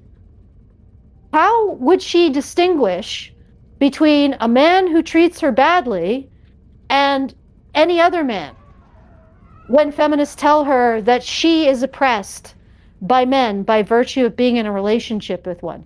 So why wouldn't she maximize the money she gets if that's the only variable? If every single man she's going to be in a relationship with is going to exploit her on some level. Do you see what I'm getting at, Brian? Like, yeah. Like, the people who say that all men are exploiting all women have no grounds to say anything to a woman who has basically accepted that she's going to be exploited and just got the best bang for her buck, so to speak. Right? Like, unless you are arguing that there should be no human relationships whatsoever, once you set the bar to every single man is oppressing every single woman through his relationship with her, because that is the site of oppression, and literally that's what they said, and literally the Red Stockings Manifesto is what all current day feminism derives from, is inherited from. And they say that when a woman is in a relationship with a man, that is the site of her oppression. So how can they possibly say anything to this situation where a woman has simply maximized what she gets in response to being oppressed? So Waller's wife gets millions. But she's no different than Joe the plumber's wife, who is also oppressed by Joe the plumber, who only gets, $150,000 a year, which is not bad. Yeah. But then she's also, like, Joe the plumber's wife is also oppressed, is like the wife of the cashier in 7-Eleven is also oppressed by him. Right? There's no variable on the oppression. The only variable is how much money the dude makes. How much of a bag you can yoink from him at the end of the day. And that's what she's maximized. So if you're going to say that every relationship, every time a man gets in a relationship with a woman, it's oppression, then how can you judge women maximizing what they get under that oppression, when that oppression is eternal? Like, they can never escape it. Women can never escape it. Feminists never explain how women escape being oppressed by men. Even when they're single, they're still oppressed by them. So why would you be feeling sorry for the woman who has managed to make herself a millionaire through being oppressed by a man? Why would you? How could you say that she's not actually winning the very race that you say she's in? Do you see what I'm saying, Brian? Yeah. I mean, feminists want to say that oppression is eternal, and it's even in the most passing relationships between men and women. Well, this woman is turning her oppression into millions. Okay, feminists, she'd be winning according to your own rules. If oppression is eternal, the only variable is how much money a woman makes from it, and she's won the lottery. Anyway, I know that's a weird sort of way to look at it, but I'm like bracketing their nonsense. Anyway, finish it off, and maybe we can get a level in. Let's finish it. Yeah, I don't know. It'd have to be really quick. All right. Unhealed trauma they are reflecting onto the world. The main reason behind this misogyny, as many say, could be that their moms hugged them. I already read that part. I'm sorry. Edmund Burke once said, "The only thing necessary for the triumph of evil is for good men to do nothing." This disturbing strain within the budding manosphere is no mere foible and must be taken seriously, otherwise it risks spreading as rapidly as a pandemic. Free speech is beneficial until its consequences become inexorable and dangerous.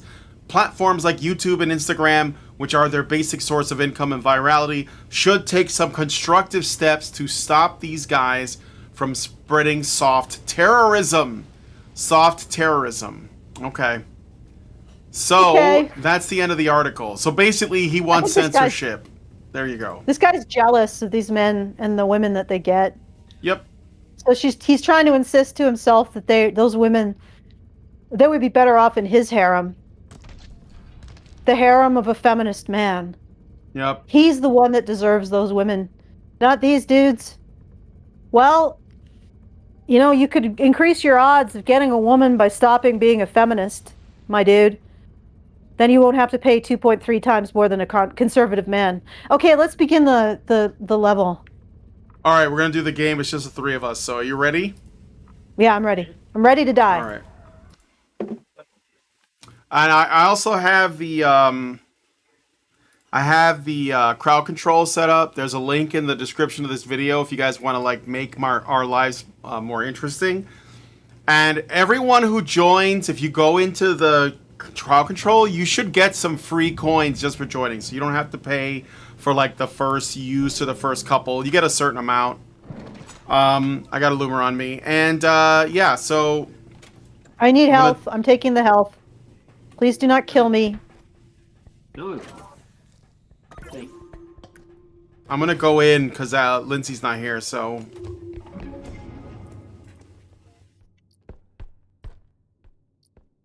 I need an I need an indestructible drone so I can let me just grab these things real quick. Make your little car. I'm gonna grab the this blender and bring it to the extraction point. I'll grab this. Okay, fine. I'll take the mini cart. Yeah, grab the little things, Alison. It's okay. Like, I'll grab the big things because I can carry it.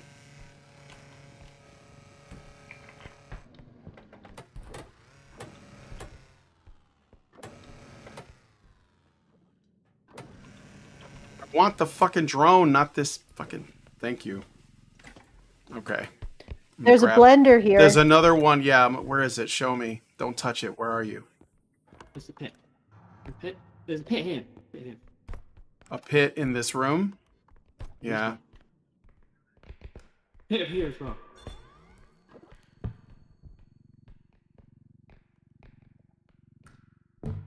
Oh.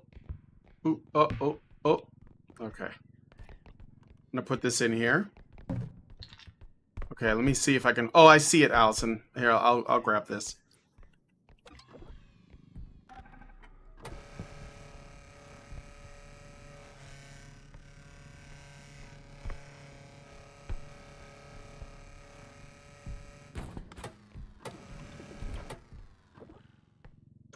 Okay. Let's see, what else? I died. Oh. Alison's dead. Yeah. All right, hold on. I don't know where you're at. Did you fall? Is that what happened? Or she's dead. Yeah, she's dead.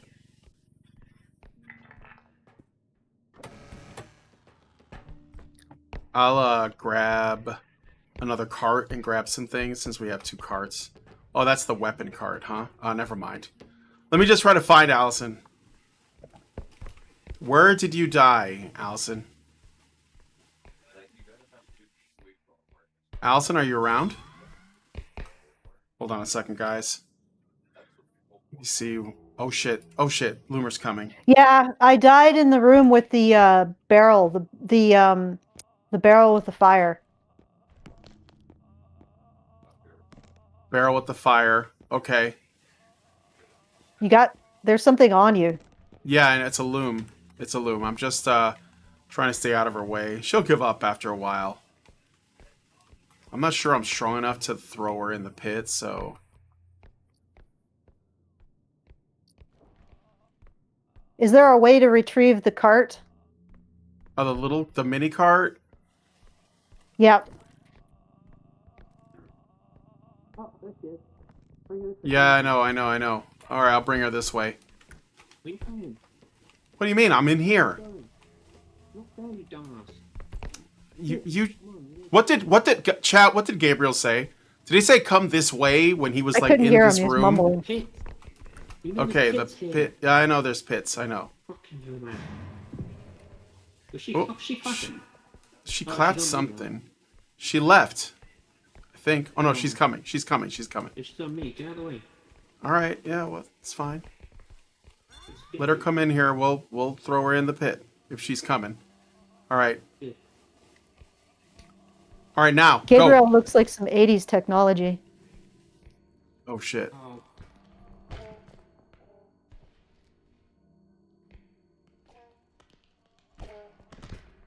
Get. She's dead. Grab her orb. Grab her orb. It's by you. It's by you. Oh, it's up there. It's up there. Okay. I'll go get the cart and we'll put the orb in there. Or we can get the hauler and do it. Oh, it's up there. All right. Yeah, it's up here. The hole is downstairs. Do you want me to get the hauler or no? All right. I'm just gonna look for Allison's head. It's probably I'm in deeper the. here. There's I a. think I I'm right I next see, to a barrel with a flame. Yep, I think I see you. Oh yeah, you filmed this room. Okay, got it.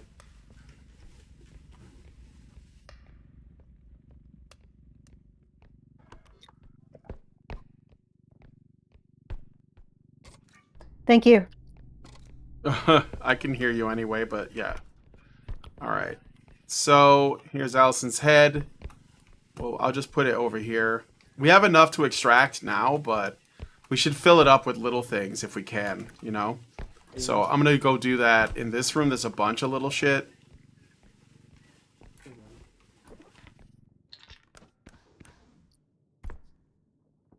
You know, whoever Dolan duck. resurrects me, you could always do that again. Yeah, there's, like I said, you can just go to the link, crowd control, and, This. yep, I see it. I got it. And just, you know, do an effect. We can revive Allison. You can, Another one. okay. Brain. What is it? Oh, it's a little brain. Two brains. All right. Oh, a basketball. Basketball. There's another thing as well. It's a basket cube. It's not a ball. People.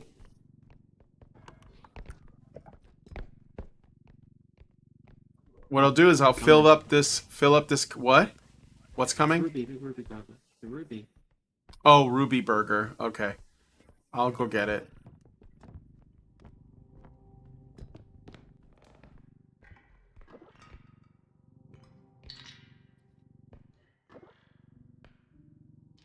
Oh, dude, this is a little tough. Wait a minute. Let me just put this down. Take this out. Now it'll fit, and then put this here. All right, I'm gonna extract now. Bring Alison back. Right. So.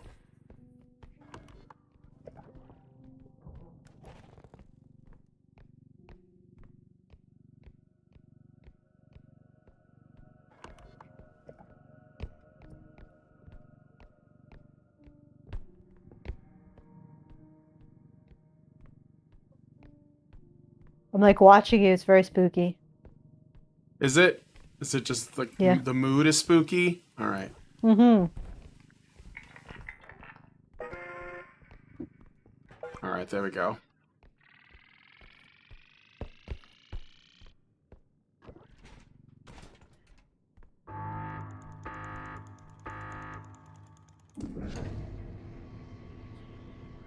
All right, Alison, you're back. Woohoo! Oh, grab the money, I got it. It's okay. Did I kick it out of the cart? Yeah. No, Sorry. no, you didn't do it. No, you didn't do it. It was just just the way that it fell, and it didn't damage it. Not at first. It does. The money can take damage if it's banged around, but not when it first drops. Uh-oh. It's a goblin. Hold on. Or I like to call it the goblin, but it's something else. Shut up. Get out of here.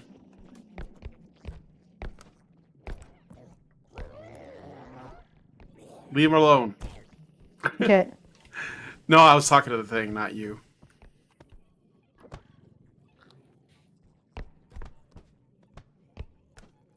Where is it? Shh.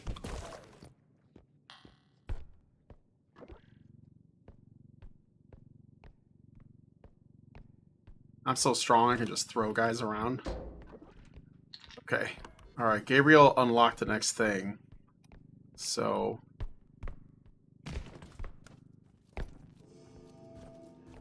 Shit, it's a Reaper. Yeah, there's a Reaper. Hide, It attacked hide. me. Are you I am dead? hiding. Oh, No, okay, I'm you not are. dead. I ran away. But it did Alright. attack me. That's okay. Let me see. What can we do? Might be able to kill it over here.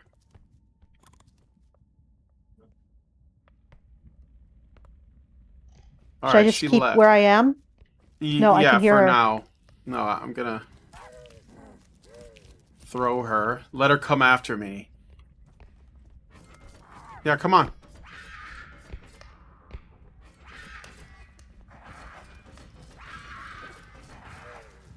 Do you need any help? Nope.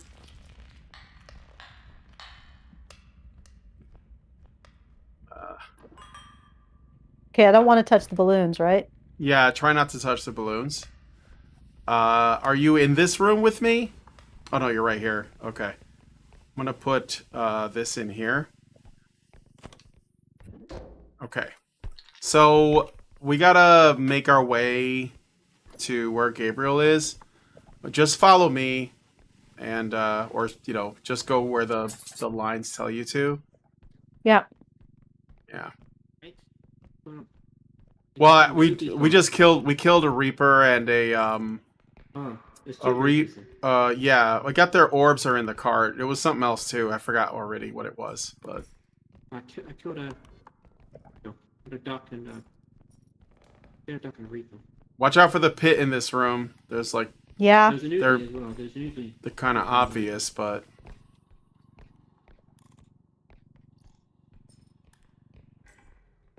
there's a few things inside the hauler, but I have to go back for that. So Oh, it's traffic collected.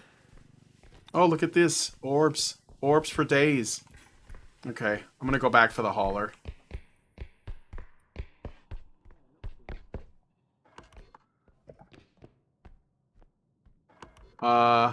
Alison? Where are you?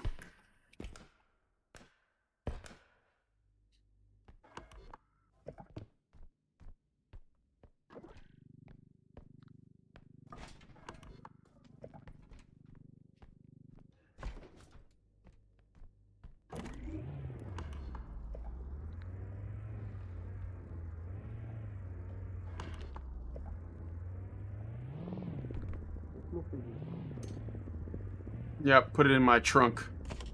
Put it in my trunk.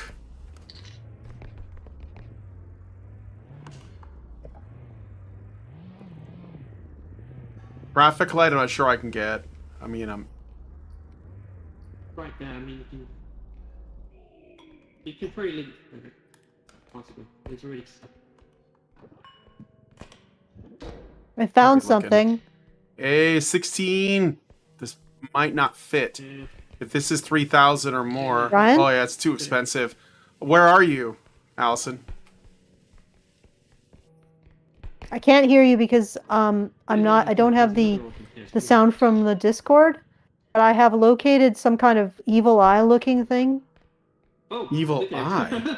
I threw him down and there. some small stuff. Oh. Wait. Oh, never mind. He's dead. Alright. Evil Eye. I'm trying to find you. Still don't know where you are.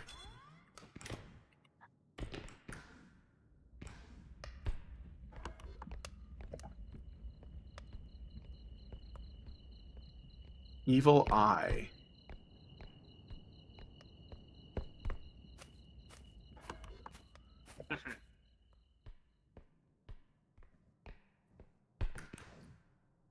Traffic light.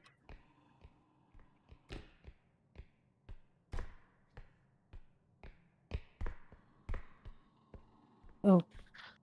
Oops. Sorry.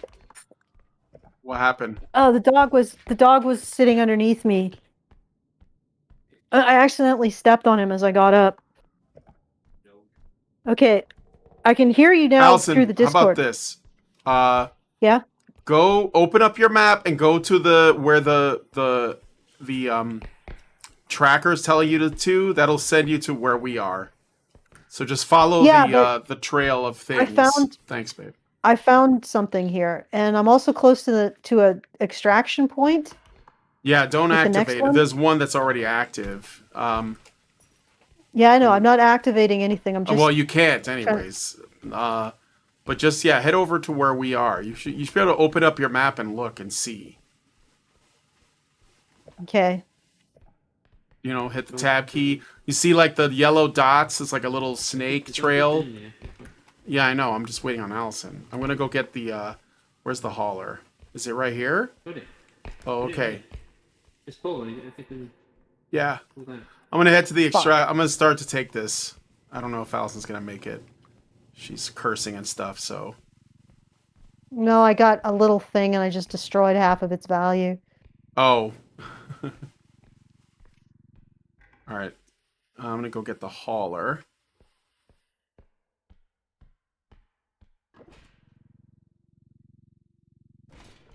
I hear chains or something. Chains?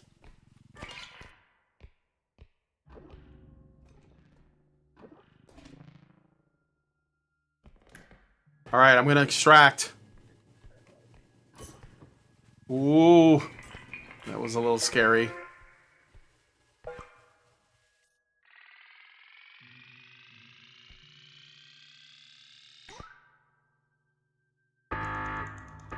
I see you How's guys. your health? Did anybody send anything through? Sorry, Gabriel, I just did it. Hold on to that, Allison.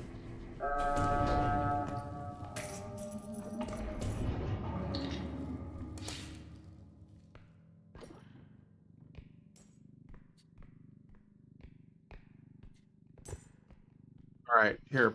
Put that in here. Put it in here. I'll be back. Go get the hauler. Shit. What? I dropped it. And I destroyed it. Wait, stay there. Stay in that room. Don't go out there. Don't go out there. There's something out there. Do you see the light? Yes. Yeah, that's a monster. There's a monster out there. We just gotta wait till it leaves. You see it? It's like a fly. Yeah. Just get back. Don't let it see you. It'll attack. If you're in the light, you're gonna get attacked. Sean Mao gives us $5 super chow and says, "Ooh, just hit me that a male feminists are using relational aggression to like women commonly do. Like women commonly do. They engage in social death, proxy violence, and resource denial." Yeah, that's right. The oogly was in here. Is it gone? It's gone. Dead. There's a loomer. Oh, the loomer? She's on me. She's on me. Alright, Come over here. Come over here. Come over here. I'm just gonna drag her in the hole when she comes in here.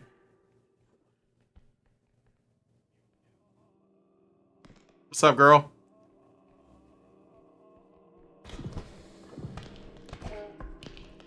Careful, we probably shouldn't stand that. Alright, go.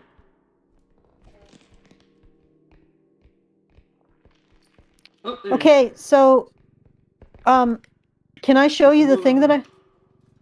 There's a hole. Yeah, the thing you found? Yeah, I'm gonna put it in there. Hold on, Alison wants to show me something. Okay. The stop. What is it? If I can find it again. No, don't go back there. Okay, are you talking to me, Gabriel?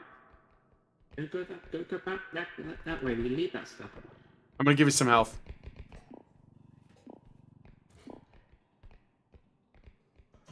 One more. Okay. What are No, you this is looking not the right for? way. It's not the... Wait, there is something over here. It's a record player. You talking about this record? It looks like it's got a big eye on it. Yes, that's it. Yeah, I found it. It's right here. I mean, you found it, but... I'll just put it down here. Okay, let's walk it back. Probably, I'm going to take this off of here because it only has so much charge. And I'm just going to try not to damage this too much.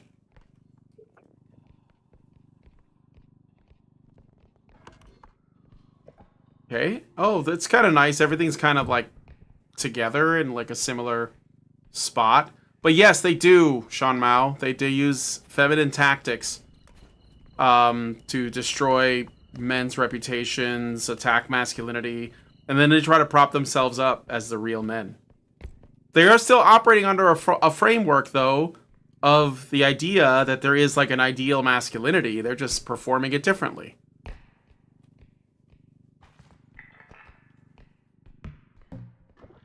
It's a record, guys. It's just really thick. I think it's a record. Anyway. Alright, I got the record on there, Alison. Thanks for telling me about it. Let's see if there's anything else. There's something over here. Oh yeah, there's something up there. Up top.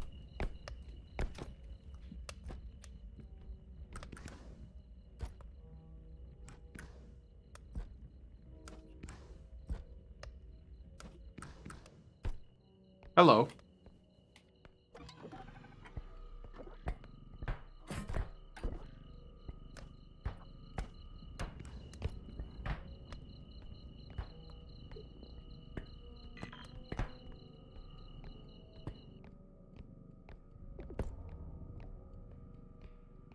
$20K, $18K, that'll be $38K.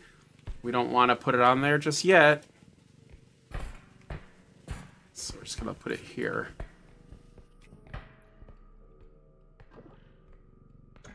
All right.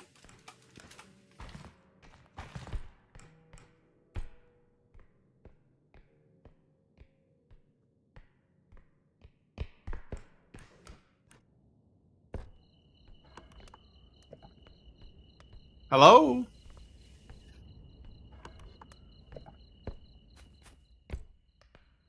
Oh.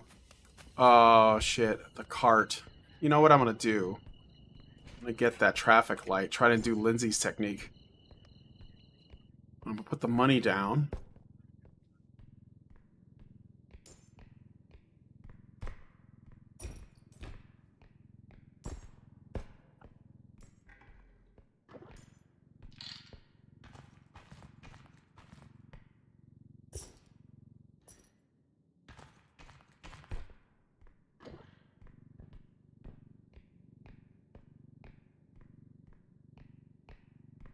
Only got 2 done here, and I'm running out of time. I really, really gotta go. So, I'll try and, like, do this fast. But I may have to cut this short.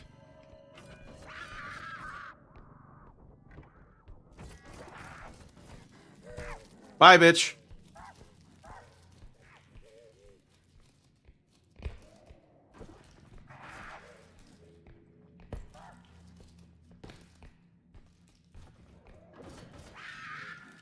Bye. Have a great time.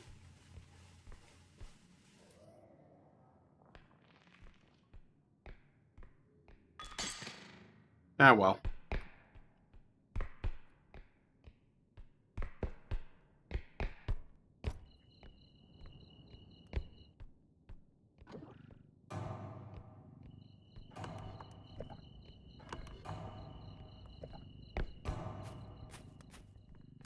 Alison, I gotta end the show. I don't think we're gonna finish Oh. this. It's after 7. Okay. Well, if you have to, you have to. Yeah. Sorry. Unless you can. Unless I can what? Well, that was what I was looking for. Yep. Well, end it. You gotta end it. You gotta end it. Yeah, I gotta end it. So why don't you go ahead and do the things, and I'll just wrap it up.